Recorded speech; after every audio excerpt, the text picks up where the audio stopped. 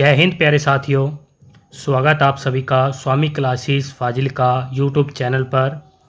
प्यारे साथियों, जैसे कि आप सभी को पता है कि हमने एक नई सीरीज़ शुरू की हुई है हिंदी प्रश्नोत्तरी की, जिसकी आज 8वीं क्लास है। यानी कि आज हम 8वां भाग करेंगे हिंदी प्रश्नोत्तरी का। प्यारे साथियों, आज की इस क्लास में हम अक्सर परीक्षा में पूछे जाने वाले प्रश्नों का अध्ययन करेंगे।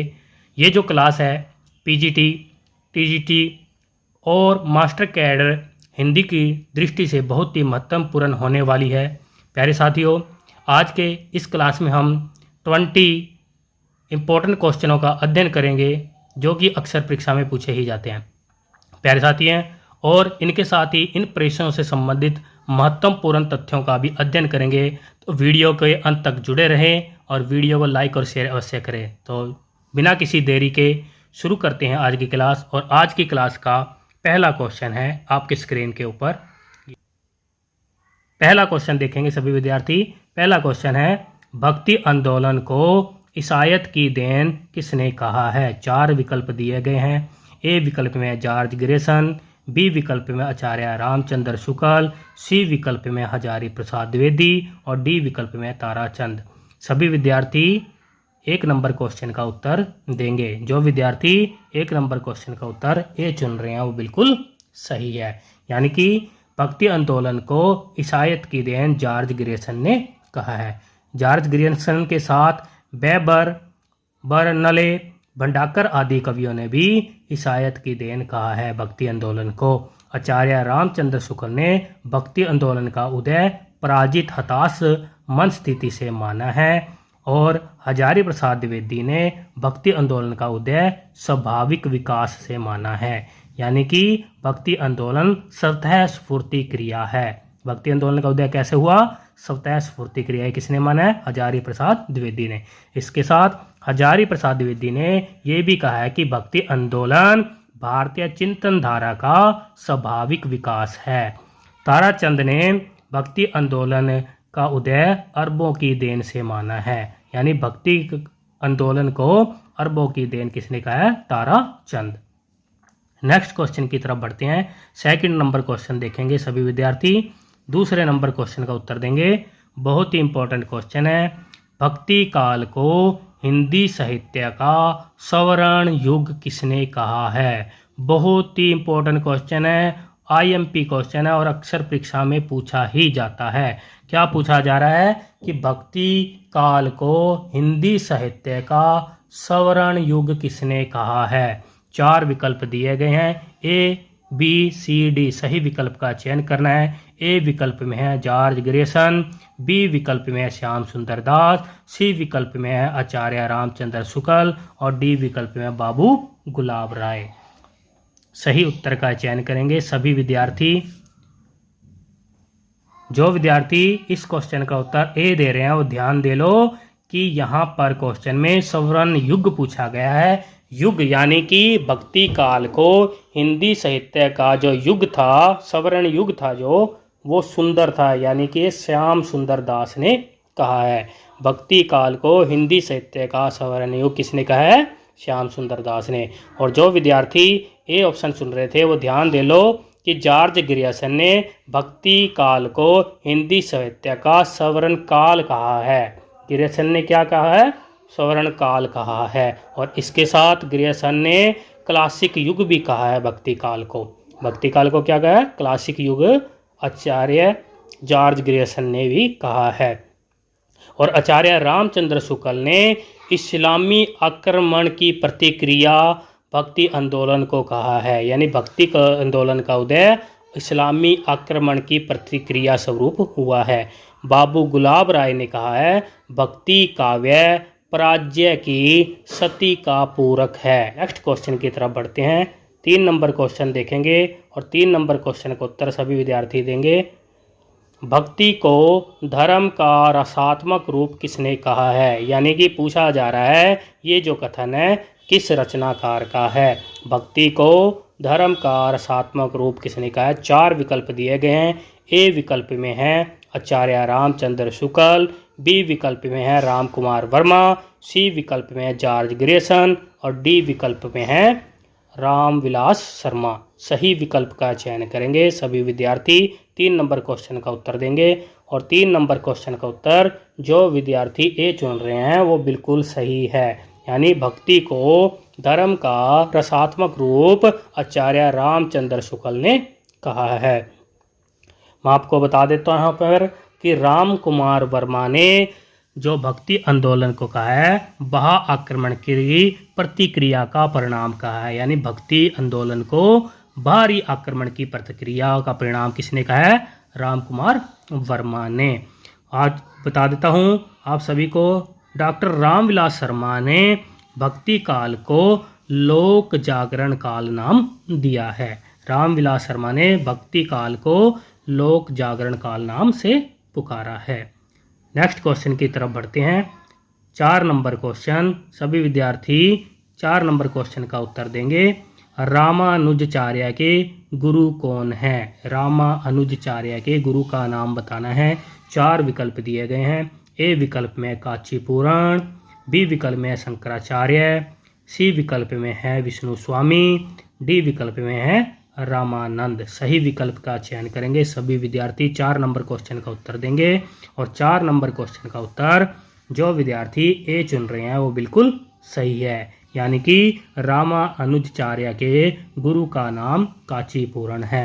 मैं आपको यहाँ पर ये बता देता हूँ कि रामानुजाचार्य ने कहा है जगत मिथ्या नहीं वास्तविक है। रामानुजाचार्य क्या बोलते हैं कि जो जगत है वो मिथ्या नहीं वास्तविक है। और इसके साथ शंकराचार्य ने कहा है कि ब्रह्म सत्य है, जगत मिथ्या है। और शंकराचार्य अद्वैतवाद दर्शन के प्रवर्तक माने जाते हैं। विष्णु स्वामी जो हैं वो रुद्र संप्रदाय के प्रवर्तक माने जाते हैं।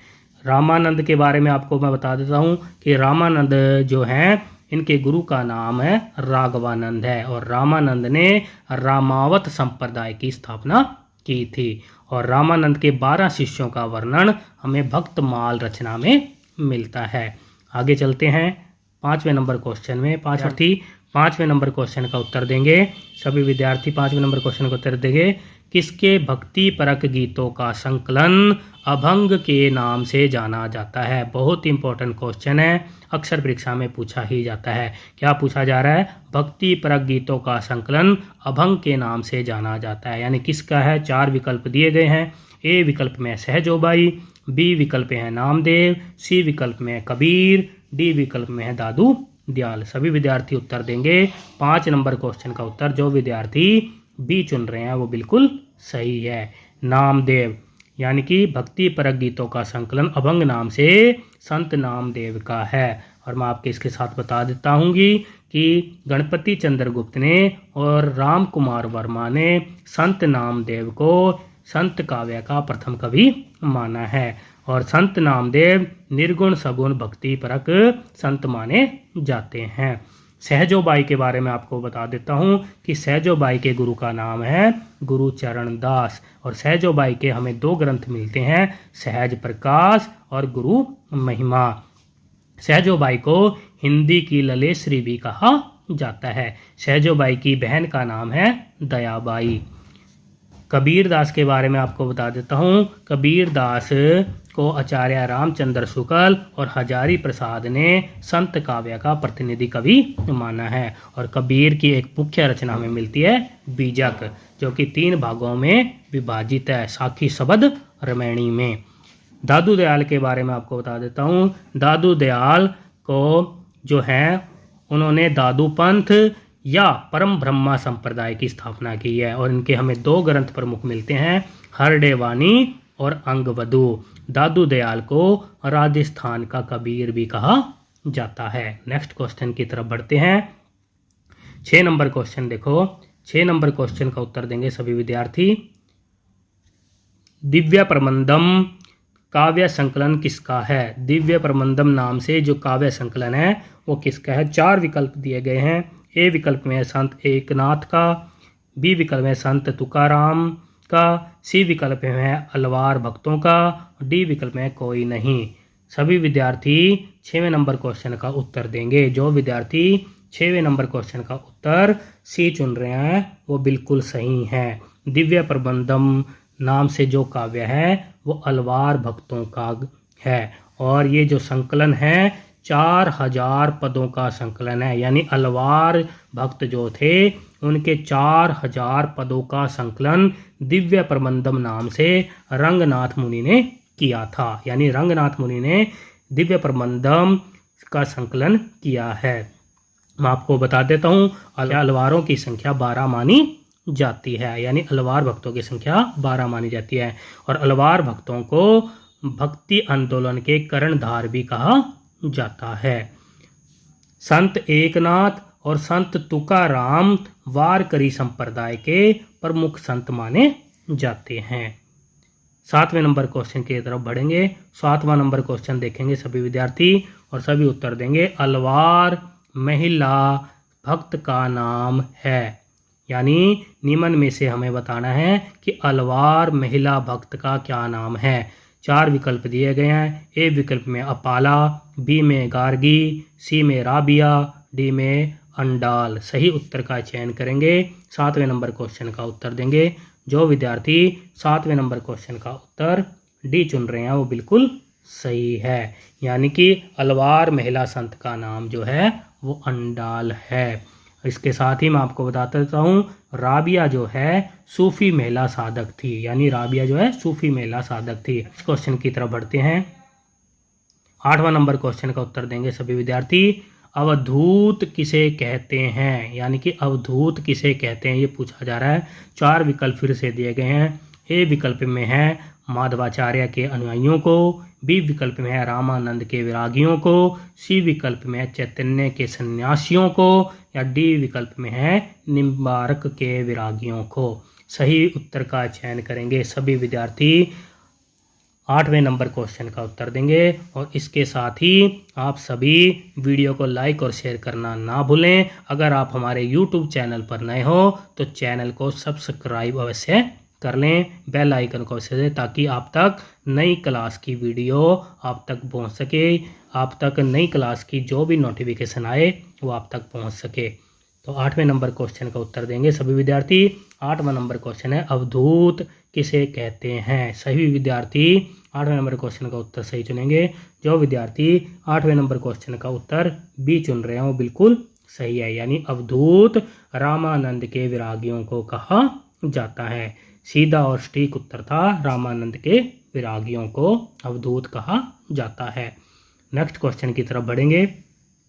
9 नंबर क्वेश्चन देखेंगे सभी विद्यार्थी। निम्न में से निर्गुण भक्ति का आदि स्रोत ग्रंथ कौन सा है, यानी कि 9वें नंबर क्वेश्चन में से पूछा जा रहा है, निम्न में से बताओ निर्गुण भक्ति का आदि स्रोत ग्रंथ कौन सा है। 4 विकल्प दिए गए हैं, सही विकल्प का चयन करना है।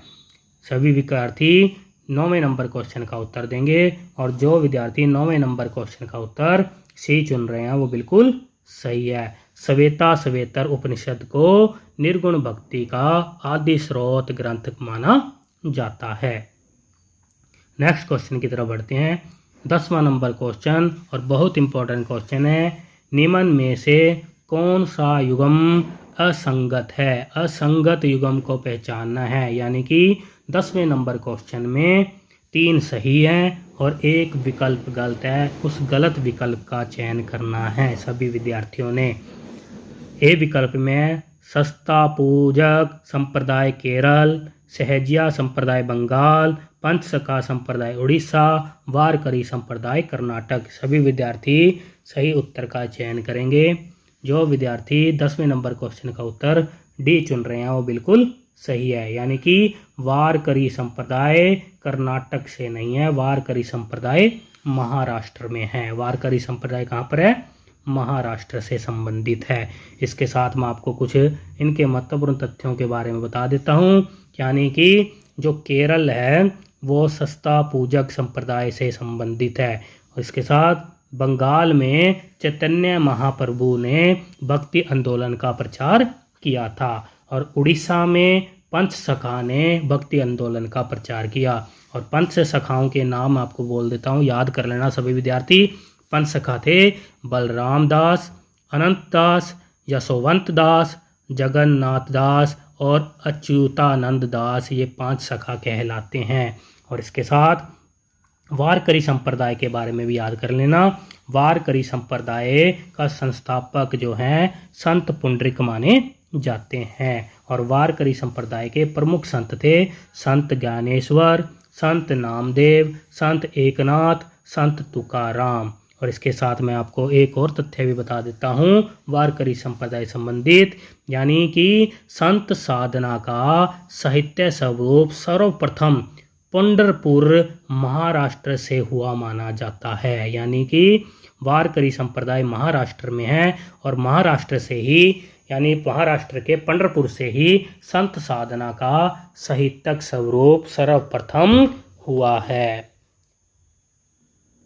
नेक्स्ट क्वेश्चन की तरफ बढ़ते हैं। 11वां नंबर क्वेश्चन का उत्तर देंगे सभी विद्यार्थी। और 11वां नंबर क्वेश्चन है, बहुत इंपॉर्टेंट है और अक्षर परीक्षा में पूछा ही जाता है। स्मार्त संप्रदाय के संस्थापक कौन है? 4 विकल्प दिए गए हैं। ए विकल्प में है रामानुजाचार्य, बी विकल्प में है शंकराचार्य, सी विकल्प में है नामदेव और डी विकल्प में है विष्णु स्वामी। 11वें नंबर क्वेश्चन का उत्तर देंगे सभी विद्यार्थी। सही विकल्प का चयन करना है, स्मार्त संप्रदाय के संस्थापक बताना है। और जो विद्यार्थी 11वें नंबर क्वेश्चन का उत्तर बी चुन रहे हैं वो बिल्कुल सही है, यानी कि स्मार्त संप्रदाय के संस्थापक शंकराचार्य माना जाते हैं। शंकराचार्य अद्वैतवाद दर्शन के भी प्रवर्तक माने जाते हैं। शंकराचार्य का मूल नाम ही है, या शंकराचार्य को परछन बौद्ध नाम से भी जाना जाता है। याद कर लेना सभी विद्यार्थी कि शंकराचार्य को परछन बौद्ध नाम से भी जाना जाता है। रामानुजाचार्य श्री संप्रदाय के प्रवर्तक माने जाते हैं या फिर विशिष्टाद्वैतवाद के प्रवर्तक माने जाते हैं। विष्णु स्वामी रुद्र संप्रदाय के संस्थापक माने जाते हैं, यानी प्रवर्तक माने जाते हैं। नेक्स्ट क्वेश्चन की तरफ बढ़ते हैं। 12वां नंबर क्वेश्चन का उत्तर देंगे। 12वां नंबर क्वेश्चन बहुत इंपॉर्टेंट है।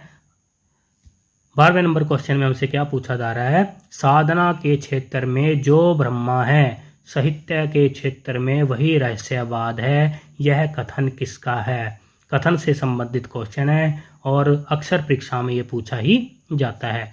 साधना के क्षेत्र में जो ब्रह्मा है, साहित्य के क्षेत्र में वही रहस्यवाद है, यह कथन किसका है? 4 विकल्प दिए गए हैं। ए विकल्प में आचार्य रामचंद्र शुक्ल, बी विकल्प में हजारी प्रसाद द्विवेदी, सी विकल्प में पदूम लाल पुन्नालाल बख्शी, डी विकल्प में राहुल साकृत्यान। सही विकल्प का चयन करेंगे। और 12वें नंबर क्वेश्चन का उत्तर जो विद्यार्थी ए दे रहे हैं वो बिल्कुल सही है। ये जो कथन है आचार्य रामचंद्र शुक्ल का है, यानी आचार्य रामचंद्र शुक्ल ने कहा है कि साधना के क्षेत्र में जो ब्रह्मा है, साहित्य के क्षेत्र में वही रहस्यवाद है। नंबर क्वेश्चन का उत्तर देंगे सभी विद्यार्थी। 13वां नंबर क्वेश्चन देखो, निम्न में से कौन सा युगम असंगत है?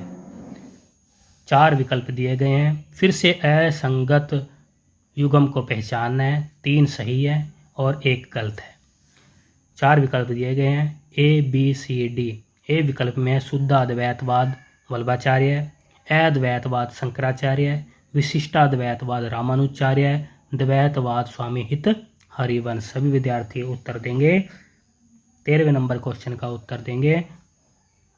13वें नंबर क्वेश्चन का उत्तर जो विद्यार्थी डी चुन रहे हैं वो बिल्कुल सही है, यानी शुद्धाद्वैतवाद वल्लभाचार्य का है, अद्वैतवाद शंकराचार्य है और विशिष्टाद्वैतवाद रामानुजाचार्य है। द्वैतवाद स्वामी हित हरिवंश का नहीं है, द्वैतवाद माधवाचार्य का माना जाता है। और 13वें नंबर क्वेश्चन का उत्तर डी था। नेक्स्ट क्वेश्चन की तरफ बढ़ते हैं। नेक्स्ट क्वेश्चन देखो, 14वां नंबर क्वेश्चन देखो, निम्न में से ईश्वर शब्द का भाववाचक संज्ञा शब्द कौन सा है? संज्ञा से संबंधित प्रश्न है और व्याकरण के बारे में पूछा गया है। सभी विद्यार्थी देंगे कि ईश्वर शब्द का भाववाचक संज्ञा शब्द क्या है। 4 विकल्प दिए गए हैं, ए बी सी डी। सही विकल्प का चयन करना है। जो विद्यार्थी 14वें नंबर क्वेश्चन का उत्तर सी चुन रहे हैं वो बिल्कुल सही है। ईश्वर का भाववाचक संज्ञा होता है ऐश्वर्य।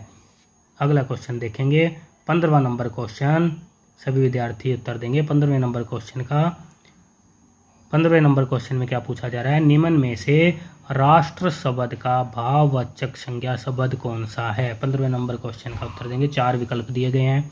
ए विकल्प में देश, बी विकल्प में राष्ट्रीयता, सी विकल्प में ए और बी दोनों सही है, डी विकल्प में भाईचारा। सही उत्तर का चयन करेंगे। 15वें नंबर क्वेश्चन में हमें बताना है कि राष्ट्र शब्द का भाववाचक शब्द कौन सा है। जो विद्यार्थी 15वें नंबर क्वेश्चन का उत्तर बी चुन रहे हैं वो बिल्कुल सही है, यानी राष्ट्र शब्द का भाववाचक संज्ञा शब्द है राष्ट्रीयता। नेक्स्ट क्वेश्चन की तरफ बढ़ते हैं। 16वां नंबर क्वेश्चन का उत्तर देंगे सभी विद्यार्थी। 16वां नंबर क्वेश्चन देखो, निम्न में से मीठा शब्द का भाववाचक संज्ञा शब्द कौन सा है। 4 विकल्प फिर से दिए गए हैं। मिठास, बी में है अहंकार, सी में है दास्तव, डी में कोई नहीं। सभी विद्यार्थी उत्तर देंगे। और 16वें नंबर क्वेश्चन का उत्तर जो विद्यार्थी ए चुन रहे हैं वो बिल्कुल सही है, यानी मीठा शब्द का भाववाचक संज्ञा शब्द है मिठास। और जो अहंकार है वो अह का भाववाचक है, और दास्तव जो है वो दास शब्द का भाववाचक है। नेक्स्ट क्वेश्चन की तरफ बढ़ते हैं। 17वां नंबर क्वेश्चन देखेंगे। 17वें नंबर क्वेश्चन में क्या पूछा जा रहा है, निम्न में से इंसान शब्द का भाववाचक संज्ञा शब्द कौन सा है। इंसान शब्द का बताना है। सभी विद्यार्थी भाववाचक संज्ञा शब्द अच्छी प्रकार से याद कर लो, क्योंकि यहाँ से परीक्षा में प्रश्न पूछे ही जाते हैं। 4 विकल्प दिए गए हैं 17वें नंबर क्वेश्चन के, ए बी सी डी। ए में है मनुष्य, बी में है इंसानियत, सी में है ए बी दोनों सही, डी में मानवता। 17वें नंबर क्वेश्चन का उत्तर जो विद्यार्थी बी चुन रहे हैं वो बिल्कुल सही है। इंसान शब्द का भाववाचक संज्ञा शब्द है इंसानियता, और मानवता जो शब्द है वो मानव शब्द का भाववाचक है। नेक्स्ट क्वेश्चन की तरफ बढ़ते हैं। 18वां नंबर क्वेश्चन देखेंगे। 18वां नंबर क्वेश्चन है, निम्न में से कौन सा शब्द भाववाचक संज्ञा शब्द नहीं है। नहीं शब्द चुनना है आपकी बार, नहीं पूछा गया है, यानी 3 भाववाचक शब्द हैं और 1 नहीं है। सभी विद्यार्थी उत्तर देंगे। 18वें नंबर क्वेश्चन का उत्तर जो विद्यार्थी सी चुन रहे हैं वो बिल्कुल सही है। स्त्रीत्व भाववाचक है, यानी स्त्री शब्द का ये भाववाचक है। मिलावट मिलाना का भाववाचक है। चमक चमकना का भाववाचक है। और स्वामी जो है वो एक विशेषण शब्द है। स्वामी शब्द जो है वो एक विशेषण शब्द है। बाकी 3 ए बी सी ये तीनों जो हैं वो भाववाचक संज्ञा शब्द है, यानी 18वें नंबर क्वेश्चन का सही उत्तर था डी। नेक्स्ट क्वेश्चन की तरफ 19 नंबर क्वेश्चन का उत्तर देंगे। 19 नंबर क्वेश्चन देखो। 19 नंबर क्वेश्चन में क्या पूछा जा रहा है, प्रयोग के आधार पर विशेषण के कितने भेद होते हैं। 4 विकल्प दिए गए हैं और हमें बताना है प्रयोग के आधार पर विशेषण के कितने भेद हैं। मैं आपको यहाँ पर बता देता हूँ। विशेषण क्या होते हैं, जो शब्द संज्ञा और सर्वनाम शब्दों की विशेषता बताते हैं उन शब्दों को विशेषण कहते हैं। 4 विकल्प दिए गए हैं और यहाँ पर विशेषण के भेदों के बारे में पूछा गया है प्रयोग के आधार पर। ए ऑप्शंस में है, ए विकल्प में है 2, बी विकल्प में है 3, सी विकल्प में है 4 और डी विकल्प में है 5। सही उत्तर का चयन करेंगे सभी विद्यार्थी। प्रयोग के आधार पर बताना विशेषण के कितने भेद होते हैं। जो विद्यार्थी 19 नंबर क्वेश्चन का उत्तर सी चुन रहे हैं वो बिल्कुल सही है, यानी प्रयोग के आधार पर विशेषण के 4 भेद होते हैं। कौन कौन से, गुणवाचक, संख्यावाचक, परिणामवाचक, संकेतवाचक या सार्वनामिक विशेषण कहलाते हैं। मैं आपको बता देता हूँ। तुलना के आधार पर विशेषण के 3 भेद होते हैं। तुलना के आधार पर 3 होते हैं। कौन कौन से, मूलावस्था, उत्तरावस्था या और उत्तरमावस्था, ये 3 भेद है तुलना के आधार पर। 20 नंबर क्वेश्चन को देखेंगे। 20 नंबर क्वेश्चन में क्या पूछा जा रहा है, निम्न में से कौन सा शब्द व्यक्तिवाचक विशेषण नहीं है। कौन सा शब्द व्यक्तिवाचक विशेषण नहीं है। 4 विकल्प दिए गए हैं। ए में है बनारसी साड़ी, बी में है बीकानेरी भुजिया, सी विकल्प में है जयपुर, डी विकल्प में है जोधपुरी जूती। सभी विद्यार्थी 20 नंबर क्वेश्चन का उत्तर देंगे और 20 नंबर क्वेश्चन का उत्तर जो विद्यार्थी सी चुन रहे हैं वो बिल्कुल सही है। यानी कि व्यक्तिवाचक विशेषण के अंतर्गत बनारसी साड़ी, बीकानेरी भुजिया और जोधपुरी जूती आती है। मैं आपको बता देता हूँ, जो जयपुर शब्द है वो एक संज्ञा शब्द है। संज्ञा में कौन सा? व्यक्तिवाचक संज्ञा में आता है।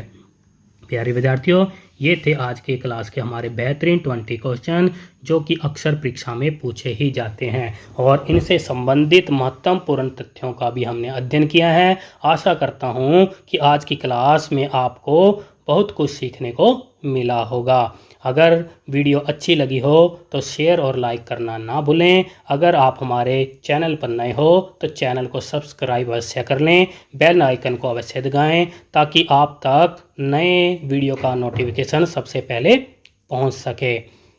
मिलते हैं अगली क्लास में, तब तक के लिए जय हिंद।